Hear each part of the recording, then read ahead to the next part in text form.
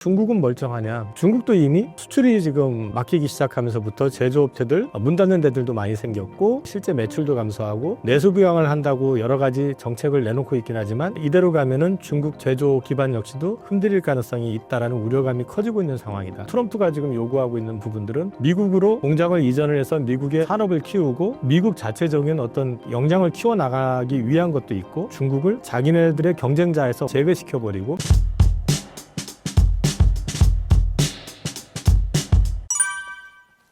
안녕하십니까. 전 IM증권의 이영훈이라고 합니다. 그나마 좀 시장이 좀 살아나는 분위기라서 비교적 좀 편하게 얘기할 수 있는 때가 된 게 아닌가. 그동안 매일 올 때마다 빠져가지고 고생했는데 오늘은 좀 다양하게 다음 달을 좀 염두에 둬가면서 말씀을 좀 드려볼까 합니다. 최근 국내 증시 상황은 어떻게 평가하시나요? 4월달 한 달은 사실 그렇게 쉽지 않은 장이었었죠. 미국이 설마 했었는데 전격적으로 관세를 부과하고 거기다 상호관세까지 이제 발표를 하면서 이게 뭐 하는 짓이지 싶을 정도로 이제 좀 세게 부과가 되다 보니까 국내 증시도 힘들었고 또 미국 같은 경우는 이제 그 후유증으로 미국채 금리가 급등하고 달러 가치가 떨어지고 미국 주가 역시 급락을 했었는데 이제 지금 최근에 갑자기 이제 반등이 시작이 됐던 거는 돌아보시면은 급락을 한 이후에 더 나빠질 건 없다 그러면서 트럼프 대통령이 또 살짝 발을 좀 빼는 듯한 발언들을 했었죠. 관세 관련해 가지고 여기서 이게 너무 과하기 때문에 낮출 거다. 중국하고 얘기하고 있고 잘 되고 있다. 물론 중국은 전혀 지금 접촉 자체를 안 하고 있다고 부인을 하고 있지만 이런 것들이 심리적인 좀 안정감을 주는 게 있고 그다음에 피터 나바로보다는 베센트가 확실히 유하고 이쪽 부분에 있어 가지고 좀 뒤로 밀렸다가 앞에 나서게 되면서 클라이막스, 소위 말해서 이제 불안함의 클라이막스는 지난 거 아니냐. 그리고 앞으로 뭐 한일 또 인도 뭐 이런 국가들이 관세 협약을 좀 맺게 되면은 결국 기존에 제시했던 상호관세 대비해 가지고 낮아질 건 분명하니까 그런 부분들이 좀 이제 기대감을 좀 높여가고 있는. 그러면서 중국도 소위 관세 가지고 클라이막스를 찍고 보면은 접촉은 안 하고 있다고 부인하고 있지만은 자기네들이 필요로 하는 반도체 같은 경우는 관세를 갖다가 확 낮춰버렸잖아요. 그럼 이런 것들이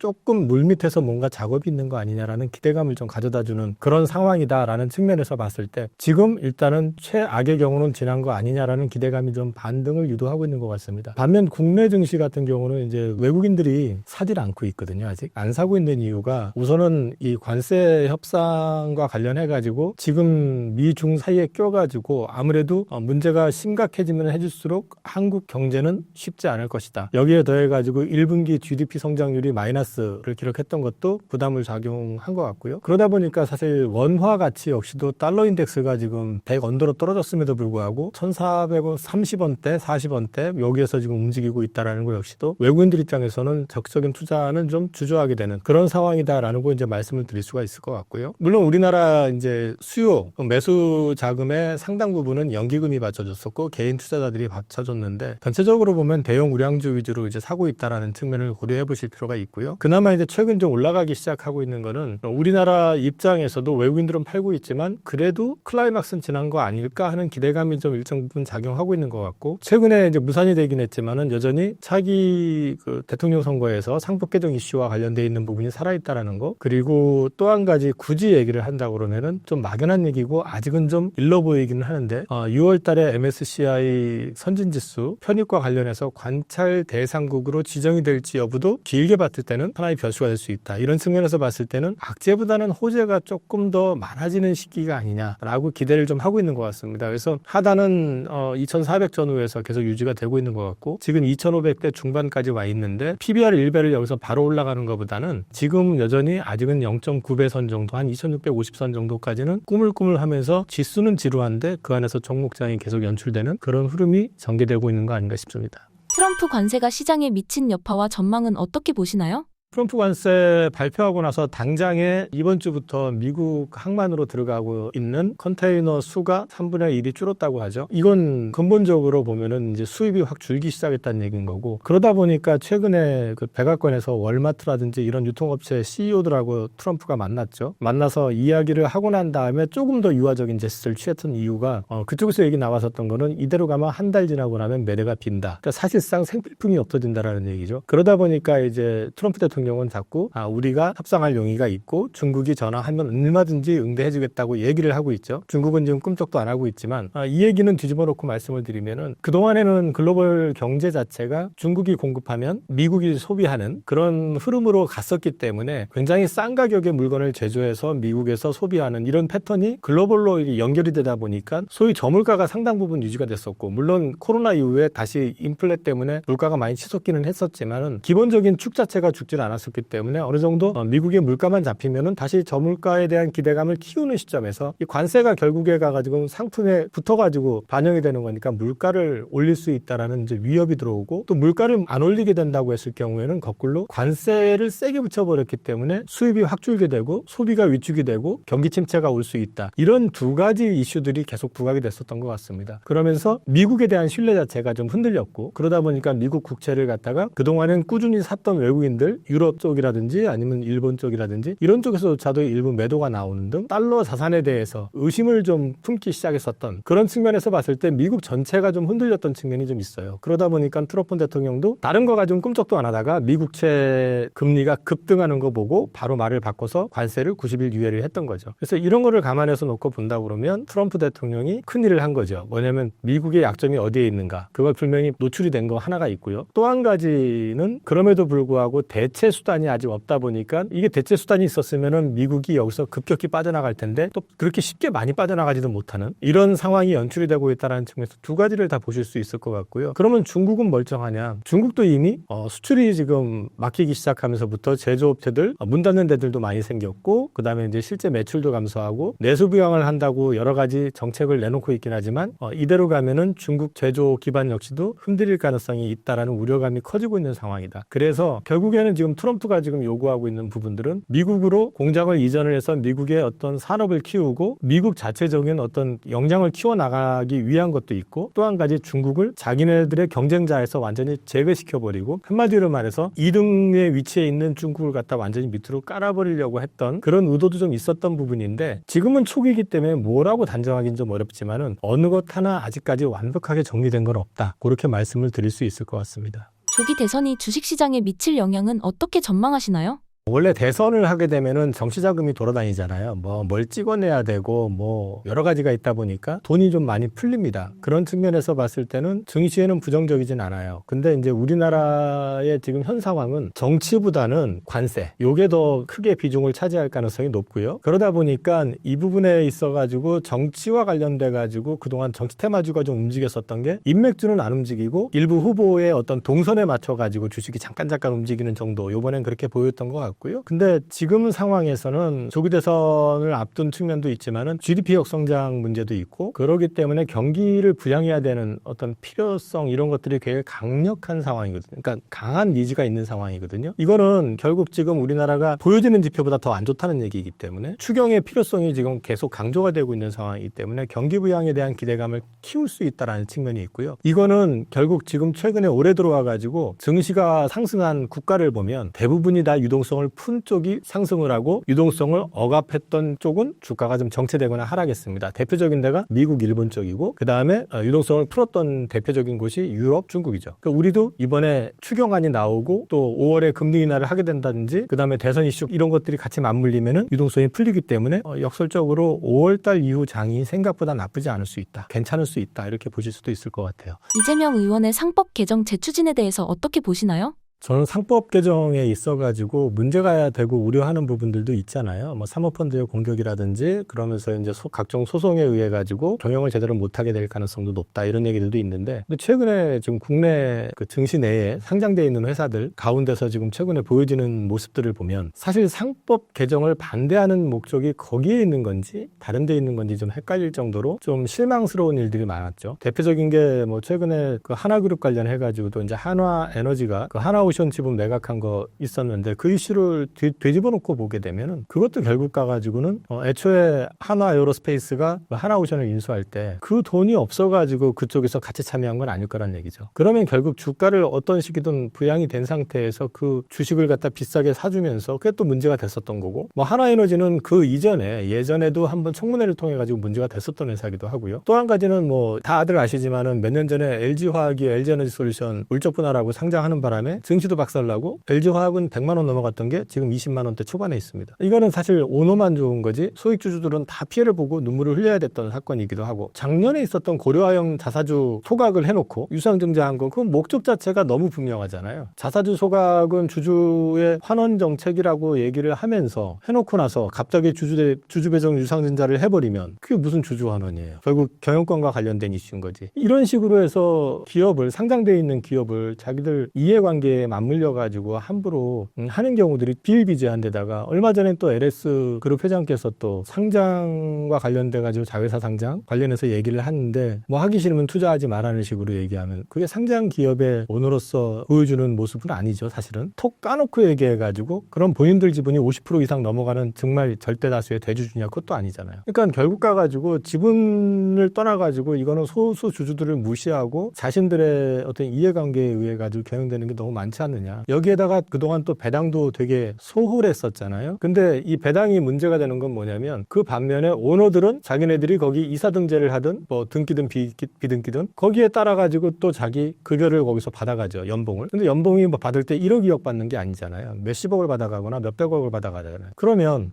주주들한테는 배당을 정말 눈꽃만큼 하면서 그 배당으로 사는 게 아니라 자기들은 오히려 그쪽을 통해 가지고 충분히 그 수익을 확보하는 이런 구조가 되는 것 자체도 사실 좀 말이 안 되는 거고, 또 얼마 전에도 주주 의사 무시하는 유상증자 정책 폈다가 결국은 뭐 취소하고 뭐 난리가 났었던 이수그룹도 마찬가지였고, 이런 것들을 놓고 보면은 이게 상법개정을 반대하는 이유가 정말 소송을 걱정을 했으냐. 그런 일이 생기면 상법개정이 되면 소송이 나오겠죠, 당연히. 근데 그 소송이라는 게 자신들이 잘못한 부분들에 대해서 문제 제기를 하는 거라면은 당연히 받아야 되는 거고, 근데 이런 걸 갖다가 그냥 뭐 글로벌 경쟁에서 이런 거에 우리가 신경 쓰다 보면 아무것도 못한다, 이런 논리는 말이 안 되는 것 같아요. 그래서 저는 어떤 정도에 대한 부분들, 이런 것들은 조금 내부적인 논의는 필요할지 모르겠지만 상법 개정은 분명히 해야 될 것 같다. 그리고 이렇게 돼서 소위 말해서 일반 주주들의 권익을 보호해주고 그다음에 주주환원책이 강화가 되고 좀 더 투명한 경영을 하게 된다 그러면 주가는 지금보다 훨씬 더 좋을 것 같아요. 그래서 저는 이 부분에 있어서는 여야를 떠나가지고 앞으로 좀 더 투명한 경영을 위해서 뭔가 조치가 나와야 될 것이고, 주주환원을 더 해주는 부분의 정책은 분명히 나와야 된다. 그런 맥락으로 저는 이걸 이해를 하고 있고, 그런 맥락에선 저는 괜찮다고 보고 있습니다.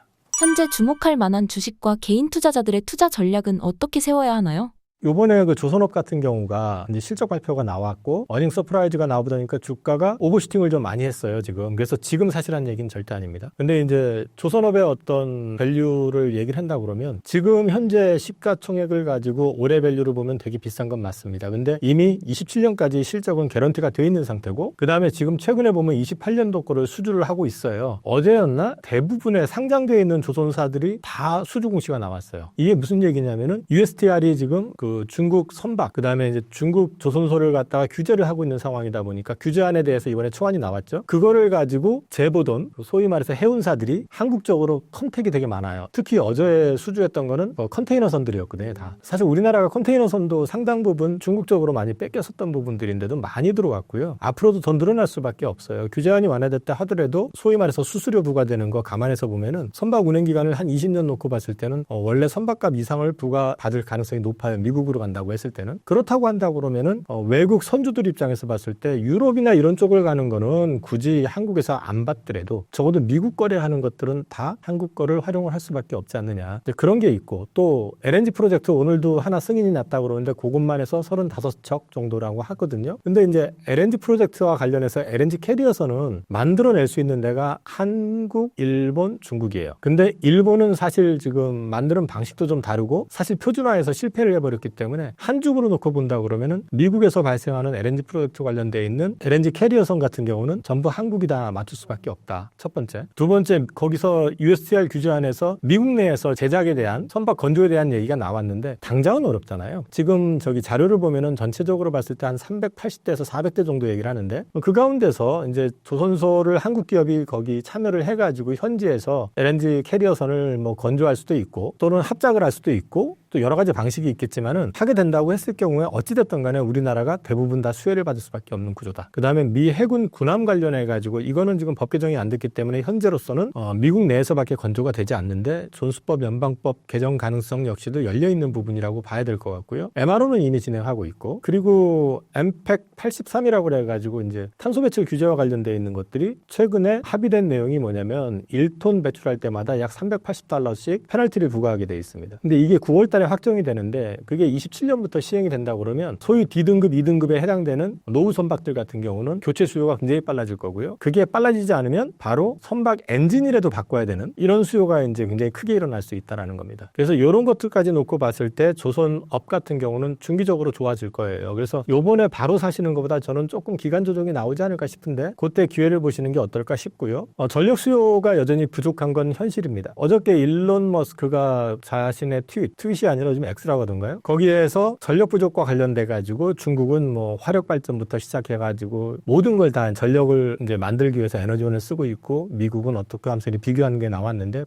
결론은 뭐냐면 전력원이 부족하다예요. 이렇게 놓고 봤었을 때는 지금 좀 올랐지만 일단 원자력 오늘도 좀 올라갔고요. 그 다음에 이건 태양광 두 섹터 같은 경우는 제가 계속해가지고 올해 들어와서 이제 말씀드리고 있는 섹터고요. 여기에 더해서 오늘 역시 많이 오르기는 했는데요. 전력기기 관련해서 올라갔을 때 사지 말고 좀 빠졌을 때 기회를 보실 만하다. 왜? 전력기기의 어떤 수요 역시도 계속 일어날 수밖에 없고요. 이것과 관련해가지고는 지금 당장 뭐 오늘 많이 올라서가 아니라 상반기에 뭐 더 급등한다 이런 측면은 아니고 조금 눌릴 때 이제 공장 가동 시점하고 맞물려서 놓고 본다 그러면 올 하반기 말부터는 가동이 시작이 되는 데가 있더라고요. 그래서 관심을 가져보셔도 괜찮을 것 같다라는 정도 말씀드리고요. 역시 또 오늘 뉴스 나오면서 주가가 급등을 했어요. 한한령 해제 관련해 가지고 저도 사실 처음 들어본 그룹인데 보유그룹 같은데 중국 공연이 확정된 것 같더라고요. 그래서 제가 이름이 안 알려질 정도면은 전 진짜 처음 들어본 그룹인데 거기가 확정이 되니까 한한령 해제된 거 아니냐. 근데 사실 보면 우리나라의 이제 보유그룹이든 걸그룹이든 소위 빅네임이 만약에 확정이 됐었으면 오늘 더 뜨거웠을 거지만 사실 아직은 이렇게 많이 알려져 있는 친구들이 이제 되다 보니까 사실 중국도 이제 문을 완전히 열었다기보다 이제 여는 모습을 보여주는 거거든요. 그리고 한국에 대해서 이전처럼 못할 거라고 그러는 거는 트럼프 행정부가 들어선 상태에서 트럼프가 편가르기식으로 해서 세게 나가는 상황에서 한국을 옛날에 그 사드 사태 때 이후처럼 막 두들겨 팰 수 있는 입장은 아닌 거거든요. 그래서 적어도 한국은 너무 저쪽으로 가지 않게 붙잡고 싶은 마음이 있기 때문에 이런 부분들에 있어서도 좀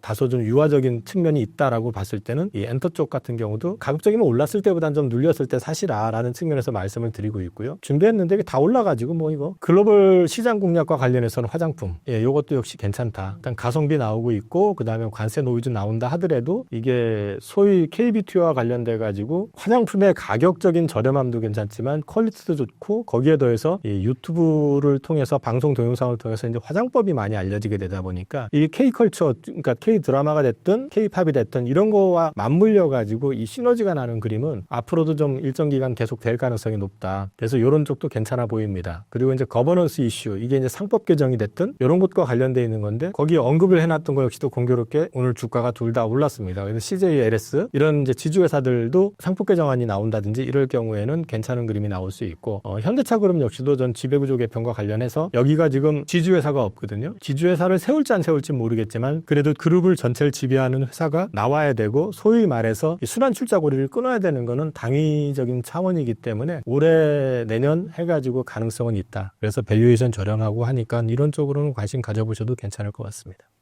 삼성전자 1분기 잠정 실적이 좋은데 상승의 단계에 있다고 보시나요? 상승을 했죠. 그것 때문에 상승을 하다가 관세 때문에 이제 주가가 다시 재차 급락을 했고 지금은 다시 한 55,000원, 6,000원 선에서 지금 횡보하고 있는 그림인데요. 1분기 실적은 일단 어닝 서프라이즈가 맞습니다. 근데 이제 여기에서 보셔야 되는 게 관세 노이즈가 있었기 때문에 미리 좀 수요를 앞당겨가지고 땡긴 것도 좀 있는 것 같고 또 이 스마트폰 같은 경우 특히 그랬던 것 같고요. 뭐 애플 아이폰도 한 150만 대를 인도해서 비행기로 직접 공수해가지고 미국으로 가져갔던 것처럼 이쪽도 역시 약간 그런 영향이 좀 있었던 것 같습니다. 그리고 그리고 이구한 신정책 때문에 이제 레거시 반도체, 디램이나 낸드 플래시 같은 경우도 이제 좀 수요가 좀 있었던 것 같고. 근데 이제 이 부분이 이걸로 끝이냐를 놓고 이제 얘기를 하라고 하면은 조금 애매한 게 진짜 관세가 이대로 가게 되면 경기 침체 오기 때문에 수요가 줄겠지요. 당연히 줄겠는데 지금 시장에서 기대하는 것도 그리고 제가 생각하는 것도 트럼프 대통령이 너무 질러도 세게 질러놨기 때문에 그렇게 못할 거다. 그리고 지금도 보시면 반도체 관련해서는 품목 관세를 지정을 못하고 있어요. 왜냐하면 지정을 했을 경우에 최대 피해자는 어디냐면은 미국의 빅테크입니다. 그렇기 때문에 이거를 지정을 못하고 우물쭈물하고 있는 느낌인데 그런 걸 놓고 봤을 때는 저는 최악의 국면만 아니라면은 실적은 조금 가수요 때문에 땡겨진 게 약간 주춤할 수는 있지만 하반기에 또 윈도우 10이 종료가 되거든요. 그러면서 이제 11으로 업그레이드를 해야 되는데 PC가 노트북이나 선거 기준으로 코로나 전후 때 구매한 것들이 업그레이드가 안 되는 게 많을 거예요. 그러면은 그거 관련해서 교체 수요도 좀 나올 수 있고 교체 수요가 나올 때 요즘 최근에 AI 서비스들 많이 커졌잖아요. 이미 유료화 되고 있고 저도 AI가 되게 편하다는 걸 최근에 많이 느끼고 있는데 근데 이제 이런 부분들을 놓고 봤을 때 AI PC로 만약에 교체 수요가 늘어나게 되면은 레거시 반도체 수요 늘어날 수 있다라는 거 그런 기대감을 가져갈 수가 있고요. 그래서 이제 2분기는 관세 이슈 때문에 1분기 때 많이 가수요가 붙었던 거에 반작용은 나올 수 있다. 그럼에도 불구하고 지금 주가 때는 크게 부담스러운 자리는 아닌 것 같고요. 결국 이제 삼성전자 같은 경우는 하방의 리스크는 제한적인데 상방으로 크게 올라가려고 하면 현재 이 레거스만 가지고 가서 올라간다 그러면은 저는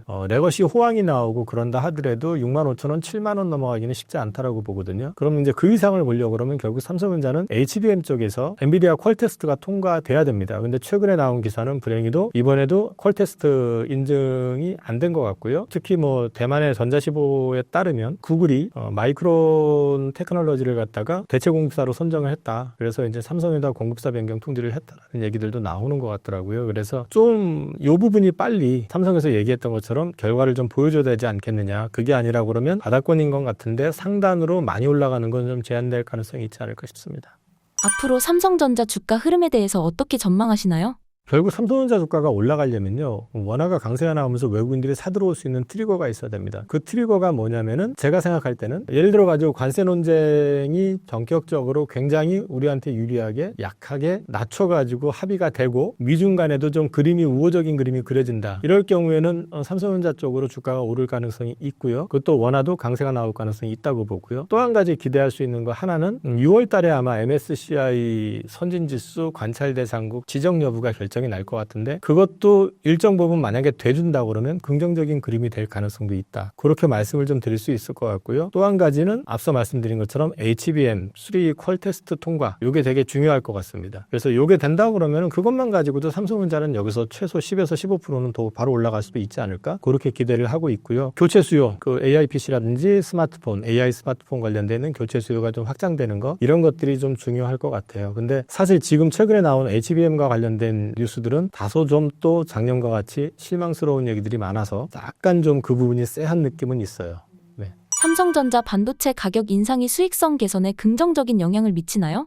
레거시 반도체 가격 인상된 거를 얘기하는데요. 그거는 일단 플러스인 건 맞지만 엄청나게 큰 플러스는 아니라고 보는 거는 일단 최근에 기사도 나왔지만 DDR4급에서는 이미 중국 업체들이 시장을 잠식하기 시작했고요. 그 이상의 제품에 대해서 삼성전자가 이제 매출을 일으켜서 판매를 하고 있다라는 거. 그다음에 지금은 수요가 넘쳐서가 아니라 공급을 좀 조절해가면서 가격을 올리고 있다라는 거기 때문에 주도하는 입장인 것 같지는 않고요. 지금 또 한 가지는 삼성전자 정도의 시가총액이라고 그러면 레거시 반등 가지고는 수익성 개선이 좀 한계가 좀 있어요. 지금 사실 하이닉스 같은 경우가 이번에 7조 원이 훌쩍 넘어가는 영업이익이 나왔는데 삼성전자는 스마트폰, 반도체, TV, 가전 뭐 이런 거 다 팔아가지고 지금 6조 6천억 나왔잖아요. 그러면 이게 레거시 반등 가지고는 사실은 한계가 좀 분명하다라는 거거든요. 그래서 결국은 HBM3 또는 HBM4 이런 쪽을 통해서 매출이 나와야 되고요. 그러기에 앞서가지고 우선 퀄테스트 통과가 더 중요하잖아요. 그래서 그 부분이 되게 중요할 것 같고 수익성과 관련해가지고는 사실 좀 제한적이다. 그 정도 말씀드릴 것 같아요. 국내 반도체 관련 이슈는 어떤 것이 있나요?